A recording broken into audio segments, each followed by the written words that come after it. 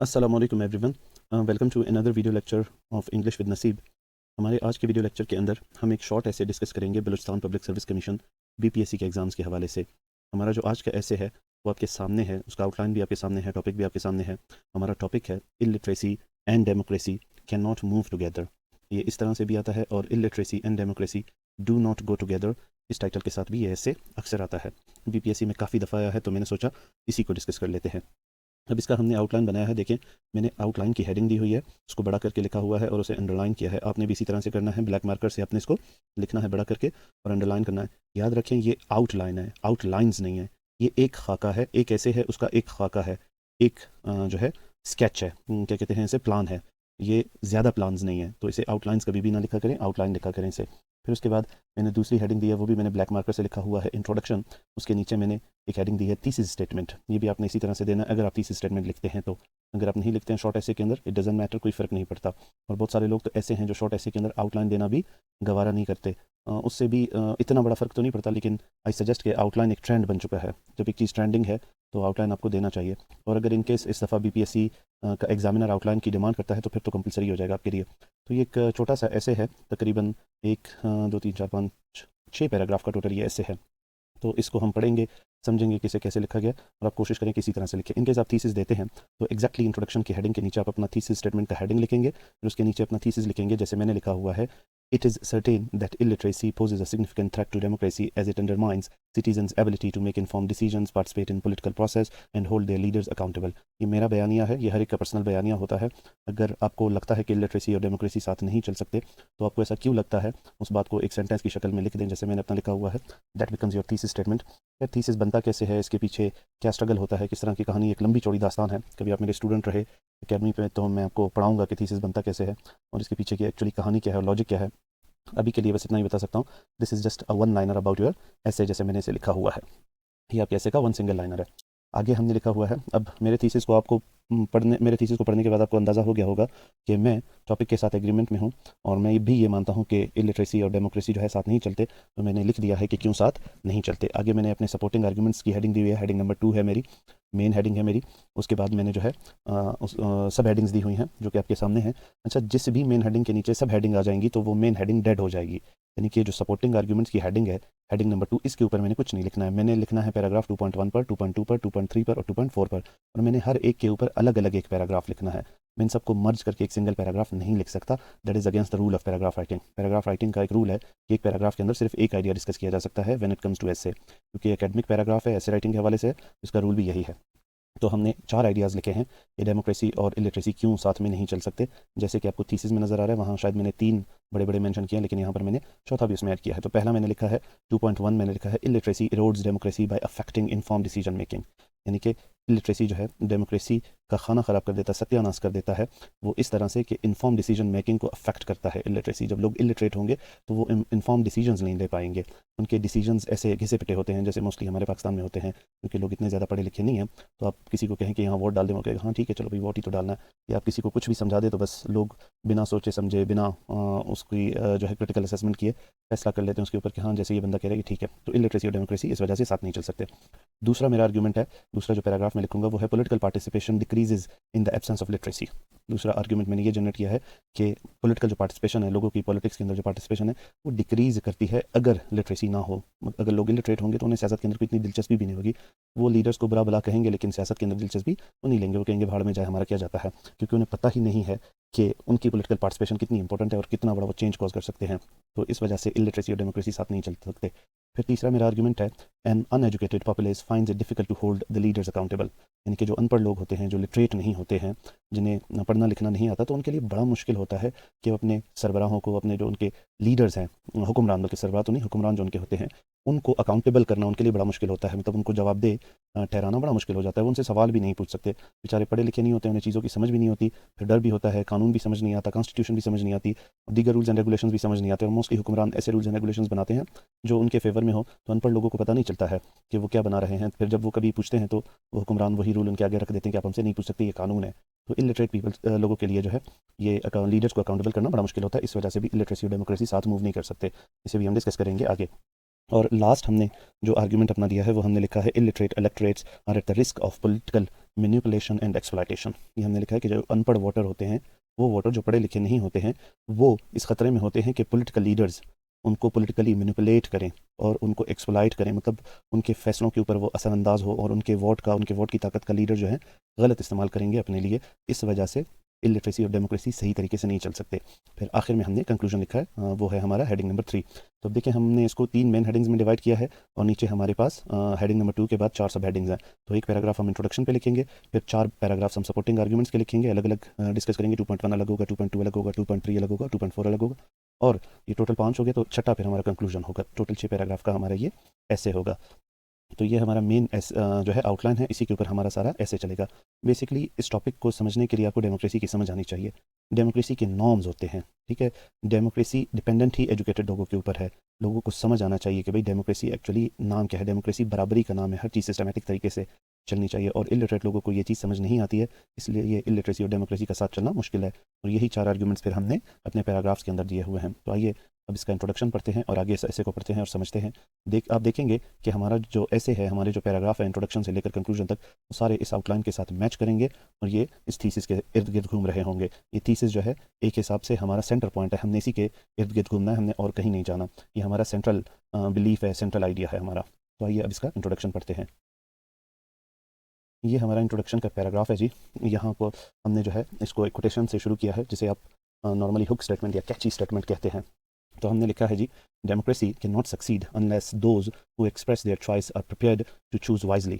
The real safeguard of democracy therefore is education. ये Franklin D Roosevelt साहब जो हैं, फॉर्मर प्रेसिडेंट थे यूनाइटेड स्टेट्स ऑफ अमेरिका के, उनकी कोटेशन है कि वो कहते थे डेमोक्रेसी जो है कामयाब हो ही नहीं सकती जब तक जो डेमोक्रेटिक लीडर्स को चूज़ करते हैं, जो डेमोक्रेसी के सरबराहान को चूज़ करते हैं, उनमें जो है विजडम होनी चाहिए, वो पढ़े लिखे होने चाहिए, उन्हें समझ होनी चाहिए, वो इंटेलेक्चुअल होने चाहिए। तो उन्होंने कहा इसलिए डेमोक्रेसी की बका सिर्फ़ और सिर्फ तालीम है, और डेमोक्रेसी को बचाया सिर्फ तालीम के थ्रू जा सकता है, उसी के थ्रू डेमोक्रेसी को महफूज रखा जा सकता है, डेमोक्रेसी की हिफाजत की जा सकती है। ये कोटेशन बिल्कुल हमारे टॉपिक को हिट करती है, तो इसलिए हमने इसे हुक स्टेटमेंट के तौर पर यहाँ पर यूज़ किया है। अब देखेंगे कि छोटा ऐसे है तो इसका इंट्रोडक्शन भी छोटा होगा, इसके पैराग्राफ भी छोटे होंगे, और बीबीएससी की मोस्टली डिमांड भी 500 वर्ड का ऐसे होता है। तो 500 है तो आप 600 700 तक मैक्सिमम जा सकते हैं, उससे ज़्यादा ना जाएँ तो बेहतर होगा, क्योंकि 30 नंबर का ऐसे है, आप उसको ज़्यादा टाइम भी नहीं दे सकते। अपने बकाया 70 नंबर का पेपर भी करना होता है, जिसमें पैसी राइटिंग है, ईडीएम्स आते हैं, सेंटेंस कलेक्शंस आते हैं, और इसके अलावा जो है प्रपोजिशंस वगैरह आते हैं, तो वो भी बड़े ज़रूरी होते हैं। आप 30 नंबर के ऐसे के लिए 70 नंबर इस पर नहीं रख सकते, उनको ज़ाया नहीं कर सकते इस ऐसे को ज़्यादा टाइम देकर, ये एक बेवकूफ़ाना फैसला होगा। तो एक मीडियोकर एवरेज टाइप का ऐसे आपने लिखना है। तो ये जी हमारा हुक स्टेटमेंट हो गया। आगे अब हम इसको देखते हैं जी। Democracy the globally favoured form of government is actually dependent on a learned electorate to make decisions that will shape the future of concern nation. यहाँ पर हमने लिखा है कि डेमोक्रेसी ये दुनिया की जो सारी दुनिया में मशहूर फॉर्म ऑफ गवर्नमेंट है, ये डिपेंड करती है पढ़े लिखे इलेक्टोरेट के ऊपर, ताकि वो ऐसे डिसीजंस लें जो उनके मुस्तकबिल और कौम के मुस्तकबिल को शेप करेंगे, उन्हें राह दिखाएंगे। Illiteracy on the other hand robs citizen of the ability to comprehend and evaluate political and social issues critically for the sake of democracy. हमने लिखा है दूसरी जानब ये जो अनपढ़ी का किस्सा है, जब लोग पढ़े लिखे नहीं होते, अनपढ़ होते हैं, तो वो सिटीज़न से, शहरी जो होते हैं, उनको लूटती है और उन्हें इस चीज़ से माजूर कर देती है कि वो क्रिटिकली सोच सकें, सियासी मामलात को, समाजी मामलात को समझ सकें, ताकि फिर डेमोक्रेसी को आगे बढ़ाया जा सके। ये बात हमने यहाँ लिखी है। Thus it is certain that illiteracy poses a significant threat to democracy as it undermines citizens' ability to make informed decisions, participate in political process and hold their leaders accountable. तो यहाँ पर फिर हमने अपना थीसिस स्टेटमेंट डाल दिया। पहले हमने डेमोक्रेसी और लिटरेसी की बात की, फिर हमने इलिटरेसी और डेमोक्रेसी की बात की, फिर हमने अपना नजरिया बता दिया। Thus it is certain that illiteracy poses a significant threat to democracy as it undermines citizens' ability to make informed decision, participate in political process and hold their leaders accountable. आप देखेंगे कि ये जो थीसिस स्टेटमेंट हमने यहाँ पर लिखा है, ये वाले से मैं बोल्ड कर देता हूँ, ये एज इट इज़ यही थीसिस स्टेटमेंट है जो हमने यहाँ ऊपर लिखा था। इसको कॉपी पेस्ट करना है अपने अपने ऐसे के अंदर, इसी तरह एग्जाम में। अगर आप वहाँ नहीं लिखते हैं, लेकिन यहाँ इंट्रोडक्शन के पैराग्राफ के अंदर इसका लिखना बड़ा ज़रूरी है। तो ये हमारा छोटा सा इंट्रोडक्शन है इस टॉपिक के हवाले से। अब आगे हम चलते हैं, एक एक पैराग्राफ को पढ़ते हैं। तो पहला हमारा पैराग्राफ है सपोर्टिंग आर्ग्यूमेंट्स में, illiteracy erodes democracy by affecting inform decision making. मतलब ये डेमोक्रेसी को तबाह करती है, खाना खराब करती है उसका, क्योंकि लोग इन्फॉर्म डिसीजन मेकिंग्स नहीं कर सकते, इलिटरेट जो लोग होते हैं, अनपढ़ लोग जो होते हैं। तो पहला पैराग्राफ जी पढ़ते हैं, बॉडी पैराग्राफ। हमने लिखा है जी, as a matter of fact democracy is subject to inform decision making and illiteracy limits the capacity of individuals to access and comprehend information, thereby undermining their ability to make learned decision। हमने लिखा है जी ये एक हकीकत है कि democracy जो है उसका दारोमदार ही इन्फॉर्म डिसीजन मेकिंग पर है, समझदारी के फैसले, सोच समझ कर फैसले करने के ऊपर है। आपको तमाम चीज़ों का पता हो, आपको उसके अच्छाई और बुराई का पता हो, तब आप कोई फैसला लें। तो डेमोक्रेसी खड़ी ही इसी के ऊपर है कि पढ़े लिखे लोग समझ बूझ कर ठीक ठाक तरीके से फैसला करें। लेकिन इलिटरेसी जो है वो क्या करती है, वो इंडिविजुअल्स, ये जो अफराद होते हैं, उनकी ये कैपेसिटी नहीं होती इलिटरेट लोगों की कि वो इन्फॉर्मेशन को एक्सेस कर सकें, फिर उसे एवेल्यूएट कर सकें, फिर उसे समझ सकें। और इस तरह से जो है इलिटरेट लोग अपनी इस लेक ऑफ एबिलिटी की वजह से डेमोक्रेसी के अंदर ठीक ठाक फैसले नहीं कर पाते। उनके गलत फैसलों की वजह से डेमोक्रेसी डामाडोल हो जाती है। ठीक है जी। आगे हमने लिखा है जी, illiterate individuals are often at the mercy of information they receive which may be fabricated or biased. हमने लिखा है जो अनपढ़ लोग होते हैं ये उस इन्फॉर्मेशन के ऊपर जो है इनका दारोमदार होता है जो इन तक पहुंचाई जाती है। ये खुद कभी खोज करने की कोशिश नहीं करते, ना इन्हें तरीका पता होता है कि कैसे खोज करते हैं, कैसे समझते हैं। तो दूसरों की जानिब से जो इन्फॉर्मेशन इनको दी जाती है, चाहे मीडिया के थ्रू दी जाए, चाहे गवर्नमेंट के थ्रू दी जाए, चाहे पॉलिटिकल लीडर्स के थ्रू या पॉलिटिकल वर्कर्स के थ्रू दी जाए, जो भी इन्फॉर्मेशन इन्हें मिलेगी वो उसके ऊपर इनका दारोमदार होता है और ये उसी के ऊपर रिलाई करते हैं। और इस तरह की इन्फॉर्मेशन जो है तासुबाना इन्फॉर्मेशन भी हो सकती है और झूठी इन्फॉर्मेशन भी हो सकती है जिसके अंदर मिर्च मसाला मिक्स किया गया हो। तो इनमें ये एबिलिटी नहीं होती कि ये उन चीज़ों को जो है एवेल्यूएट करें और एक अच्छा फैसला कर सकें, क्योंकि अनपढ़ होते हैं, चीज़ों को समझ नहीं पाते। आगे हमने लिखा है जी, there is a high probability that uneducated individuals will make such decisions that are neither in the best interest of democracy nor of their society at large। ने यहाँ लिखा है जी, इस बात के चांसेस बहुत ज़्यादा हैं कि ये जो इलिटरेट इंडिविजुअल्स हैं वो ऐसे डिसीजंस लेंगे जो ना तो उनके अपने इंटरेस्ट में होंगे, ना सोसाइटी के इंटरेस्ट में होंगे, और ना ही डेमोक्रेसी को उनसे कोई फ़ायदा होगा, क्योंकि उनके डिसीजंस इन्फॉर्म्ड हैं ही नहीं। अब यहाँ पर हमने जो ये दावा किया है, ये जो 3 लाइनें हमने लिखी हैं, एक टॉपिक सेंटेंस है, एक उसकी जस्टिफिकेशन है, फिर एक उसका एग्जाम्पल है। इसको साबित करने के लिए हम कोट कर रहे हैं, हम कोटेशन के ऊपर रिलाई कर रहे हैं, ताकि हम जो बात कह रहे हैं जब हम उसके हवाले से कुछ कोट करेंगे तो एग्जामिनर ये समझेगा कि ये जो बात कह रहा है ये जस्टिफाइड आर्ग्यूमेंट है और इसके हवाले से दीगर लोगों का भी यही मानना है। तो यहाँ पर हमने कोट किया है कायद-ए-आज़म मोहम्मद अली जिन्ना को, और हमने लिखा है देयरफॉर, यहाँ से देखिए हमने लिखा हुआ है therefore the founder of Pakistan Quaid-e-Azam Mohammad Ali Jinnah once said, without education it is complete darkness and with education it is light। तो ये कोटेशन हमारे आर्ग्यूमेंट से रिलेट करती है कि जब लोग अनपढ़ होंगे तो वो अंधेरे के अंदर हैं, और जब उनके पास तालीम होगी तो वो रोशनी के अंदर होंगे, और सही फैसले वही कर सकता है जो रोशनी के अंदर हो। अंधेरे में तीर चलाने वाली बात आ जाती है। तो हमने एक रेलिवेंट कोटेशन यहाँ डाली है। आगे हमने लिखा है, thus it is wise to say that democracy is not possible without education. तो बात वही आ गई कि illiteracy and democracy do not move together. हमने पैराग्राफ को शुरू किया, टॉपिक सेंटेंस से उसे जस्टिफाई किया, उसका एग्जाम्पल दिया, उसके हवाले से कोट किया, सबूत दिया, ये कोटेशन हमारा सबूत है, और फिर हमने अपने पैराग्राफ को कंक्लूड कर दिया। तो ये हमारा पहला पैराग्राफ था, illiteracy erodes democracy by affecting inform decision making. Next हमारा पैराग्राफ होगा, political participation decreases in the absence of literacy. देखिए जब लिटरेसी नहीं होगी तो लोग सियासत के अंदर पार्टिसिपेट भी नहीं करेंगे, वो कम होगी पार्टिसिपेशन। ठीक है जी। तो हमने इस पैराग्राफ को और ऊपर वाले पैराग्राफ को कनेक्ट करने के लिए हमने कनेक्टर यूज़ किया है, अपार्ट फ्रॉम दैट, जिसका मतलब है इससे हटकर, जो बात हमने ऊपर डिस्कस की है इसके अलावा।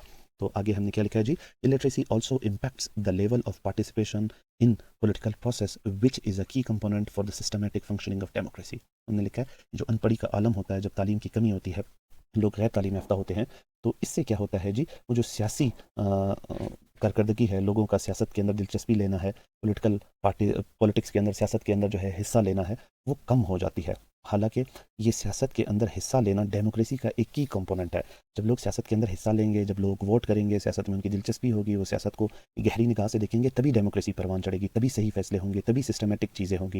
लेकिन इलिटरेट लोग क्योंकि डेमोक्रेसी के अंदर पार्टिसिपेट करने में दिलचस्पी नहीं रखते, उनकी पार्टिसिपेशन डेमोक्रेसी में कम होती है, तो जिनको लाना होता है वो लाए जाते हैं, या जिनको आना होता है वो आ जाते हैं, किसी भी तरीके से धोखाधड़ी कर लोगों के वोट का गलत इस्तेमाल करके अनपढ़ लोगों को जो है किसी तरह से कायल करते हैं जी हमें वोट दे दें, और वो जाकर या तो वोट उनके कहने पर दे देते हैं या बिल्कुल वोटिंग में शिरकत ही नहीं करते। तो इस तरह से मुकाबला नहीं हो पाता, और जिन लोगों को आना चाहिए, जो डेमोक्रेसी को आगे ले जा सकते हैं, वो नहीं आ पाते, और वो लोग ताकत में आ जाते हैं जो डेमोक्रेटिक नॉर्म्स के खिलाफ काम करते हैं। तो जब पॉलिटिकल पार्टिसिपेशन कम होगी तो डेमोक्रेसी जो है बर्बाद ही होगी, डेमोक्रेसी सही तरीके से फंक्शन नहीं करेगी। ये हमने यहाँ पर पहले सेंटेंस में दावा किया है।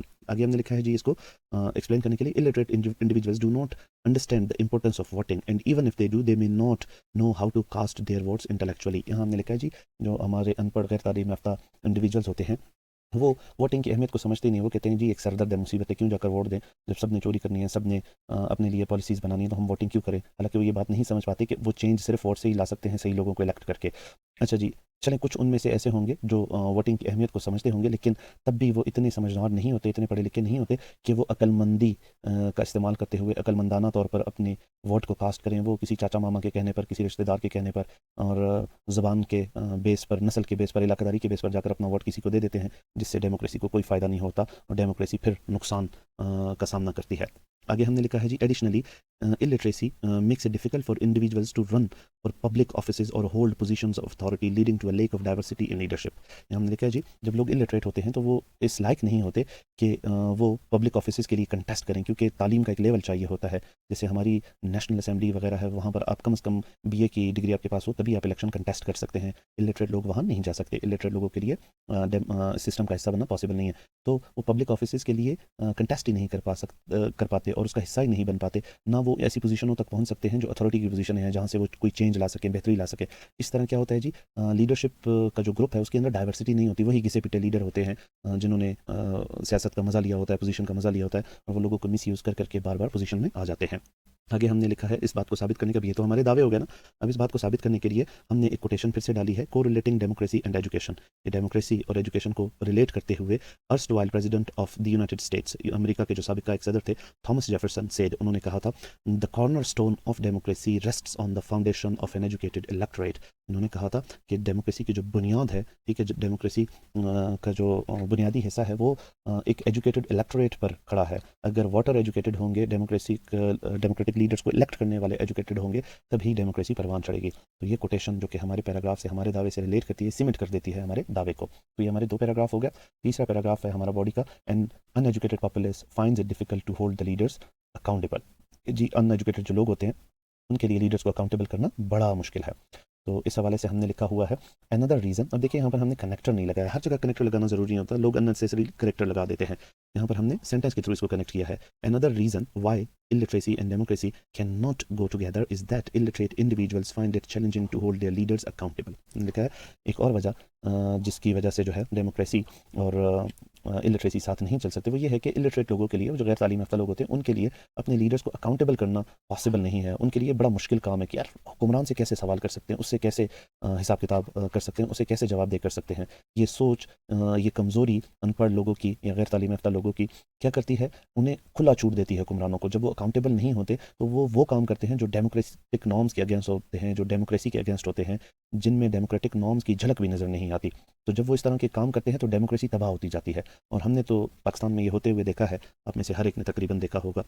आगे हमने लिखा है जी, without literacy skills they can not read and understand the laws and policies that leaders put in place. This lack of understanding makes it challenging for citizens to question the actions of their leaders, leading to corruption and lack of transparency in governance, the things that jeopardize the democratic norms। हमने लिखा है जी, जब तालीम नहीं होता, literacy skill ही नहीं है, तो ये जो हमारे वोटर्स होते हैं, जो लोगों को इलेक्ट करते हैं, या आवाम जो है जैसे कि हम हैं, तो हम चीज़ों को समझ नहीं पाते। जो लॉज, जो पॉलिसीज़ लीडर्स बना रहे होते हैं, हमें उनकी समझ नहीं होती। जो लीडर्स हमें बताते हैं, हमें कहते हैं जी ये आपके लिए अच्छा है, ये मुल्क के लिए अच्छा है, हालात यही डिमांड कर रहे हैं, तो हम उनके ऊपर यकीन करके खामोश हो जाते हैं। हम डिमांड नहीं करते कि वो लॉ हमें दिखाया जाए, वो उस लॉ को हम पढ़ेंगे, उसे पब्लिक किया जाए, उसके ऊपर वोटिंग कराई जाए, आम लोगों से वोटिंग कराई जाए, तब जाकर उसे अप्रूव किया जाए। ऐसे नहीं है कि आप अपनी मर्जी के लॉज जो हैं लेकर आएँ, लेकिन क्योंकि लिटरेसी स्किल्स ही नहीं होते तो हम इन चीज़ों की डिमांड नहीं करते। अल्टीमेटली क्या होता है, ऐसे लॉज लाए जाते हैं जो लीडर्स के फ़ायदे में होते हैं, और वो उनको फ़ायदा देते हैं, उनको जो है इम्यून कर देते हैं, उनको इस्तिस्ना मिल जाती है कानून से। फिर वो जो करप्शन करते हैं, वो जो ऐसे इकदाम करते हैं जो कानून के ख़िलाफ़ होते हैं, गैर कानूनी जो इकदाम उनके होते हैं या गैर कानूनी जो काम होते हैं, उनके ऊपर भी उनको अकाउंटेबल नहीं किया जा सकता, क्योंकि उन्होंने ऐसी पॉलिसीज़, ऐसे कवानीन पास किए होते हैं जिनसे उनको प्रोटेक्शन मिलती है। और इस तरह से ये चीज़ें डेमोक्रेटिक नॉर्म्स को जेपरडाइज कर देती हैं, तबाह कर देती हैं, उन्हें ख़त्म कर देती हैं। तो इस तरह से डेमोक्रेसी इफेक्ट होती है इलिटरेट लोगों की मौजूदगी में और लिटरेट लोगों की गैर मौजूदगी में। इस हवाले से फिर से हमने एक कोटेशन लिखी है ताकि हमारी बात साबित हो सके। तो हमने लिखा है, in this connection the British writer and philosopher G K. Chesterton once said. हमने लिखा है जी, बरतानिया के एक राइटर और फिलोसोफर हैं जी.के. चेस्टरटन, उन्होंने कहा था, without education we are in a horrible and deadly danger of taking educated people seriously. इन साहब ने कहा था जब हमारे पास तालीम नहीं होगी तो वो जो तालीम याफ्ता लोग होंगे जो हमसे अच्छे जिन्हें हम कंसीडर करते हैं या जो पढ़े लिखे होंगे जिन्हें माशरा अच्छा कंसीडर करता है, हम उनको बड़ा सीरियस लेना शुरू कर देंगे। जो भी बात वो कहेंगे, जैसे हमें बताया जाता है जी मुल्क बड़े नाजुक हालात से गुजर रहा है तो हमें टैक्स लगाना चाहिए, मुल्क के हालात बड़े नासाजगार हैं तो हमें पेट्रोल महंगा कर देना चाहिए, हमें जो है ये करना है, हमें वो करना है, आवाम को सपोर्ट करना चाहिए, आवाम ज़्यादा टैक्स दे, आवाम ज़्यादा बिल दे। तो इस तरह से हम उनकी बातों में आ जाते हैं और उनको बड़ा सीरियस लेते हैं, उनकी बातों को बड़ा सीरियस लेते हैं। फिर यही लोग हमें आकर कहते हैं जी फ़िलाने ने करप्शन की थी, फ़िलाने की ये फैक्ट्री है, फ़िलाने की वो फैक्ट्री है, फ़िलाना चोर है, फ़िलाना डाकू है, जो जिसके खिलाफ जो भी बोल रहा होता है, हम सब पे यकीन करते हैं और सबके पीछे भाग रहे होते हैं, क्योंकि हम उन्हें सीरियस ले रहे होते हैं। और उसकी मेन वजह ये है कि हम खुद एजुकेटेड नहीं हैं। अगर हम एजुकेटेड हों, हमें समझ हो, हम इंटेलेक्चुअली चीज़ों को देखें, तो फिर हालात ऐसे नहीं होंगे। तो ये कोटेशन इस बात को साबित करती है, जो दावा हम कर रहे हैं, कैसे समझेंगे। तो ये हमारे 3 पैराग्राफ हो गए और इसके बाद हमारा लास्ट पैराग्राफ है, illiterate electorates are at the risk of political manipulation and exploitation. ये हमारा लास्ट बॉडी पैराग्राफ है, इसके बाद फिर हमारा कंक्लूजन होगा। तो ये जो हमारा लास्ट पैराग्राफ है, इसे हमने शुरू किया यहाँ से। फर्दरमोर मज़ीद ये कि illiteracy can lead to political manipulation and exploitation, कि अनपढ़ होना, गैर तालीम याफ्ता होना आपको पॉलिटिकल मैनिपुलेशन और एक्सप्लॉयटेशन की तरफ ले जा सकती है। इसके चांसेस बढ़ा देती है कि जब आप अनपढ़ होंगे, आप गैर तालीम याफ्ता होंगे, आपको पॉलिटिकल चीज़ों का पता नहीं होगा, आप उनको इग्नोर करेंगे, तो तब आपका इस्तेमाल किया जा सकता है, गलत इस्तेमाल किया जा सकता है अपने फ़ायदे के लिए। अब क्योंकि डेमोक्रेसी और इलिटरेसी की बात हो रही है, तो मोस्टली सियासी जो लीडर्स होंगे या सियासी पार्टियाँ होंगी, वो आपको मिसयूज़ करेंगी, आपके इस इग्नोरेंस को मिसयूज़ करेंगी अपने फ़ायदे के लिए, क्योंकि आप पढ़े लिखे नहीं हैं, आपको सोच समझ नहीं है, आप इंटेलेक्चुअली चीज़ों को नहीं देखते, सियासत के अंदर दिलचस्पी नहीं लेते, तो वो उसका फ़ायदा उठाएँगे और आपको मिसयूज़ करेंगे, आपकी इस पोज़ीशन को और आपके इस स्टेट ऑफ इग्नोरेंस को। आगे हमने लिखा है जी, an illiterate citizen is more vulnerable to propaganda and false promises, making it easier for politicians to manipulate them. कि एक गैर तालीम याफ्ता जो शहरी होता है, वो इस रिस्क में ज़्यादा होता है कि ईज़िली वो प्रोपेगेंडा के चक्कर में आ जाए। मतलब कोई बंदा है, कोई सियासी पार्टी है, वो किसी और लीडर के खिलाफ प्रोपेगेंडा कर रहा है, उसे बुरा-भला कह रहा है, कोई किसी को चोर कह रहा है, कोई किसी को डाकू कह रहा है, कोई किसी को डकैत कह रहा है, पता नहीं क्या-क्या कातिल वगैरह जो भी कहते रहते हैं। अवाम का दुश्मन है जी, अवाम को लूटा है, मुल्क का दुश्मन है, ऐसी बातें आपको जब सुनाई जाती हैं, तो वो जो इलिटरेट बंदा होता है, गैर तालीम याफ्ता, वो इन चीज़ों को सच समझ बैठता है। फिर उसके साथ जब झूठे वादे किए जाते हैं कि जी इन्होंने तो कुछ नहीं किया, इन्होंने तो मुल्क के ऊपर कर्ज़ा चढ़ा दिया है, इन्होंने तो मुल्क को इतना कर्ज़दार कर दिया है, हम जो है विज़नरी हैं, हम चीज़ों को चेंज करेंगे, हम बेहतरी लाएँगे, हम आपको नौकरी देंगे, हम आपके जो है मुल्क का कर्ज़ा उतारेंगे और मुल्क को खुशहाल करेंगे, यूरोप की तरह हम इसको बना देंगे या किसी और रियासत की तरह इसे बना देंगे, तो लोग उनकी बातों पर यकीन करते हैं और उनके पीछे चल पड़ते हैं। तो ये पॉलिटिकल प्रोपेगेंडा और फ़ॉल्स प्रॉमिसेस जो हैं, ये इलिटरेट लोगों के ऊपर ज़्यादा कारआमद होते हैं, क्योंकि वो पढ़े लिखे नहीं होते, वो चीज़ों को क्रिटिकली एनालाइज़ नहीं करते, इसलिए वो उनके ऊपर यकीन कर बैठते हैं और लीडर्स उनको एक्सप्लॉइट करते हैं। अच्छा जी। आगे हमने लिखा है, इन the absence of an educated electorate, कि जब वो जो वोटर्स हैं वो इलेक्टोरेट नहीं होते, अनपढ़ होते हैं, तो political leaders are in a favourable position to exploit the population's ignorance and use it to their advantage. कि ऐसी सिचुएशन जब पढ़े लिखे वोटर्स नहीं होते, ये सिचुएशन पॉलिटिकल लीडर्स के लिए बड़ी फेवरेबल होती है, बड़ी बेहतरीन सी सिचुएशन होती है, क्योंकि पॉपुलेशन इग्नोरेंट होती है, उन्हें चीज़ों से सरोकार होता ही नहीं है, वो कहते हैं जो जैसा हो रहा है, जिस तरह कर रहा है, हमारा क्या जाता है, ये हमारे सर का दर तो नहीं है। तो इस इग्नोरेंस को पॉलिटिकल लीडर्स जो हैं मिसयूज़ करते हैं, एक्सप्लॉइट करते हैं अपने फ़ायदे के लिए, और इस तरह से वो इस अवाम का जो अनपढ़ होती है, जो गैर तालीम याफ़्ता होती है, उसका वो फ़ायदा उठाते हैं। और इस तरह जब अगर लोग पढ़े लिखे हों, अगर उनको समझ हो, उनको सियासत समझ आती हो, उनको वोटिंग वगैरह अकाउंटेबिलिटी की सोच हो, तो फिर ये लीडर शायद ऐसा नहीं कर पाएँ। तो अनपढ़ होना आपको रिस्क में डाल देता है कि आपको एक्सप्लॉइट किया जाए। एक्सप्लॉइट किया जाएगा पॉलिटिक्स के अंदर या पॉलिटिकल लीडर्स के थ्रू, और हम तो इस बात को डिनाई नहीं कर सकते, हम तो पता नहीं कितने सालों से इस तरह होते हुए आ रहे हैं जी। तो आगे हमने लिखा है, such a scenario will definitely subvert the spirit of democracy, कि अगर ऐसा होता है, जैसा कि होता आ रहा है, हमारे साथ तो होता आ रहा है, दुनिया में और भी बहुत सारी जगहों पर होता होगा, तो इस तरह के जब हालात होते हैं, तो उसमें डेमोक्रेसी जो है बर्बाद हो जाती है, डेमोक्रेसी की जो वो रूह है वो मर जाती है, और डेमोक्रेसी का जो वो निज़ाम है वो बराए नाम रह जाता है, डेमोक्रेसी बाय नेम, या जिसे नॉमिनल डेमोक्रेसी आप कह सकते हैं। आगे फिर से हमने किसी को कोट किया है अपनी बात को साबित करने के लिए, तो हमने लिखा है, in this regard Pericles a Greek politician once said, ये पेरिकलस जो है एक ग्रीक पॉलिटिशियंस थे, उन्होंने कहा था, just because you do not take an interest in politics does not mean politics will not take an interest in you। इन साहब ने कहा था, सिर्फ इस वजह से कि आपको सियासत के अंदर दिलचस्पी नहीं है, इसका ये मतलब नहीं है कि सियासत भी आप में दिलचस्पी नहीं लेगी। ये तो वो हालत है जब आप सियासत में दिलचस्पी नहीं लेते, ये तो वो हालत है जहाँ सियासतदानों की दिलचस्पी और सियासत की दिलचस्पी आप में बढ़ जाएगी, क्योंकि आप गैर तालीम याफ्ता हैं, आप इग्नोरेंट हैं, आप सियासत से सरोकार नहीं रखते, तो आपको एक्सप्लॉइट करना तो सबसे ज़्यादा आसान है। 2 झूठे वादे, 2 जो है गीबत 2 गीबत वाली बातें किसी के खिलाफ, 2 लीडर्स को बुरा कह देना, और आप जो है लोगों के पीछे चल पड़ेंगे और उनके लिए ज़िंदाबाद मुर्दाबाद करेंगे। तो ये साहब ये कहना चाहते हैं कि भई इलिटरेट लोगों को बड़े आसानी से एक्सप्लॉइट किया जा सकता है। तो ये हमारा जो है लास्ट बॉडी पैराग्राफ था, illiterate electorates are at the risk of political manipulation and exploitation. तो मुझे लगता है कि हमारी बात मुकम्मल हो गई है और काफ़ी कुछ हमने लिख भी लिया है, और हम जो बीपीएससी का लिमिट है उसको भी रीच कर रहे हैं, तो अभी ऐसे को कंक्लूड करते हैं। तो हमारा फिर कंक्लूजन का पैराग्राफ है, जिसमें हमने लिखा हुआ है जी, टेकिंग एवरीथिंग इनटू अकाउंट। मुख्तलिफ आपके पास जो है कनेक्टर्स होते हैं, आप चाहे तो ये यूज़ करें, taking everything everything into account, या in a nutshell, in conclusion, to wrap it up, all in all, to be precise, to cut the long discussion short. बहुत सारे हैं, बहुत सारे हैं, अभी मैं सारे बोल भी नहीं सकता, गिना भी नहीं सकता। तो मुझे ये अच्छा लगा, तो मैंने इसको यूज़ किया है, टेकिंग एवरीथिंग इनटू अकाउंट, यानी कि तमाम बातों को मद्देनजर रखते हुए। Illiteracy is a significant threat to democracy because it limits citizens' ability to access and comprehend information, participate in political process, hold their leaders accountable, and avoid political manipulation and exploitation। ये वही हमारा thesis statement है जिसे हमने पैराफ्राइज करके लिखा हुआ है यहाँ पर, और आगे हमने लिखा है, democracy can not thrive without an informed electorate capable of making wise decision. Democracy परवान चढ़ ही नहीं सकती जब तक ये जो वोटर हैं, जो अवाम है, जो वोट करती है लीडर्स को, वो पढ़े लिखे ना हो और उनकी एबिलिटी ऐसी ना हो, इतने अक्लमंद ना हो कि वो बेहतरीन फैसले कर सकें डेमोक्रेसी के हवाले से, सियासत के हवाले से।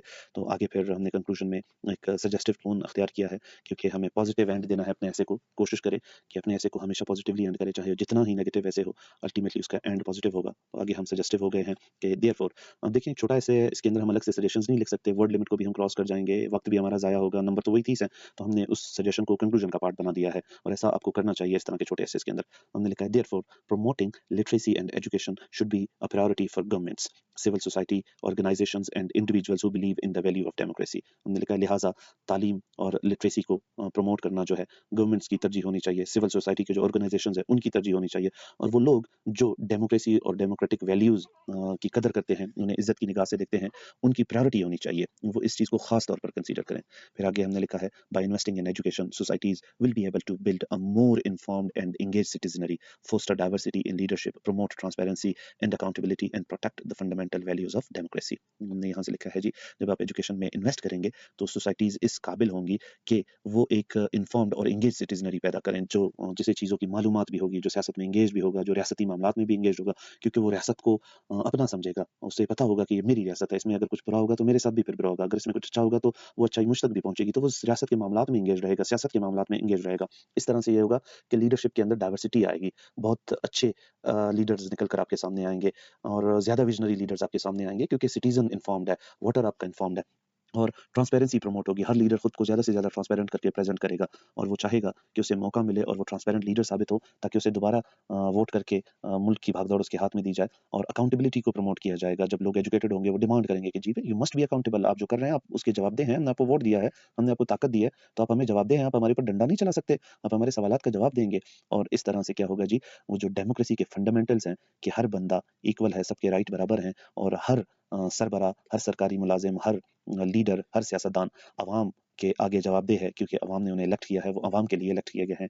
वो फंडामेंटल्स डेमोक्रेसी के बराबरी वाले, अकाउंटेबिलिटी वाले, ट्रांसपेरेंसी वाले, वो फिर पॉसिबल होंगे अगर लोगों को एजुकेट किया जाएगा। तो ये कंक्लूजन है हमारे ऐसे का, 6 पैराग्राफ का ऐसे है। इसका पहला पैराग्राफ, सॉरी लास्ट पैराग्राफ है कंक्लूजन का, और इसी तरह से करते-करते ये यहाँ से तक जो है टोटल 6 पैराग्राफ है। ये 615 वर्ड का टोटल ऐसे है। ये पैराग्राफ्स के अंदर जो वर्ड्स हैं, ये 615 वर्ड्स हैं। तो 615 वर्ड एक बहुत बड़ी तादाद है बीपीएससी के ऐसे के लिए, और जो टॉपिक है ये उसको भी एड्रेस करता है। Illiteracy and democracy can not move together. ये पैराग्राफ्स, ये थीसिस स्टेटमेंट, ये आर्गुमेंट्स, ये कोटेशंस इस बात को साबित करते हैं कि इलिटरेसी और डेमोक्रेसी एक साथ नहीं चल सकते। उम्मीद मिलते हैं एक और वीडियो के साथ। Wish you best of luck, और मेरी दुआ है कि आप इस बीसीएस के अंदर, इंग्लिश के पेपर के अंदर अच्छा स्कोर करें, और आप सुरखरू होकर जो है इस एग्जाम से निकलें। अल्लाह पाक आपको कामयाब करे और आपको बहुत सारी खुशियां दे। मुझे अपनी दुआ में याद रखिए और अपना बहुत सारा ख्याल रखिए। अल्लाह हाफिज़।